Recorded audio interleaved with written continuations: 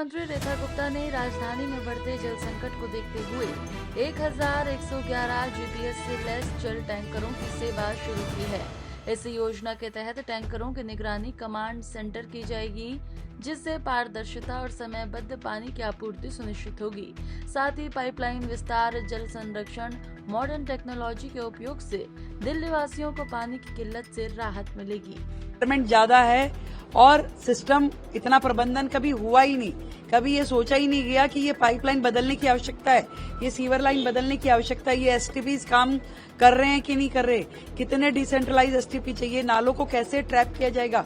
ये सब चीजों को हमने, आदरणीय मंत्री जी भी यहाँ पे हैं, हम लोगों ने मिलकर के एक एक अधिकारी से कि इन समस्याओं के समाधान पे अब जो ये सरकार है ये काम करेगी। दिल्ली को बेहतर पानी की व्यवस्थाएं मिले, दिल्ली को बेहतर सीवर की व्यवस्थाएं मिले और वो 1760 कॉलोनियां जो दिल्ली में अनऑथराइज कॉलोनियां हैं उनको भी तो सीवर व्यवस्थाएं देनी है, जो कि पिछली सरकारों ने कुछ नहीं किया है।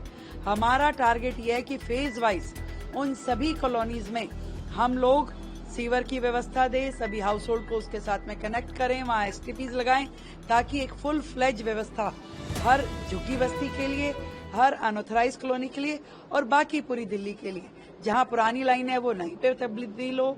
हर घर को नल के माध्यम से जल मिलने की सारी व्यवस्थाओं को पूरे प्लानिंग करके एक एक योजनाबद्ध तरीके से, चरणबद्ध तरीके से उस काम को किया जाए और पूरी दिल्ली में इक्वल डिस्ट्रीब्यूशन ऑफ वाटर होना चाहिए। कहीं कम कहीं ज्यादा, जो पहले के राजनेताओं ने अपने अपने एरिया में धांधलीबाजी करके कि मेरे एरिया में पानी फालतू आ जाए चाहे बाकी की दिल्ली प्यासी मरे, ये अब नहीं चलेगा। पूरी दिल्ली में पर व्यक्ति जो पानी की सप्लाई होनी चाहिए, इक्वल डिस्ट्रीब्यूशन ऑफ वाटर किया जाएगा। हम टैंकर्स को लेकर लोगों की बहुत शिकायतें आती रही हैं, टैंकर्स के ऊपर किस तरह से आपकी सरकार नकेल रही है? इसी के लिए तो हमने जीपीएस लगा करके जो शेड्यूलिंग टैंकर्स को दी जाती है उसका ऑब्जर्वेशन यहाँ अपने कमांड एंड कंट्रोल सेंटर में शुरू किया। यहाँ पे अच्छा एक सेंटर जिसके माध्यम से लोगों की कंप्लेंट आए और उसको तुरंत प्रभाव में उसको इजीनेस मिले, उसको उसकी रिक्वायरमेंट पूरी की जाए।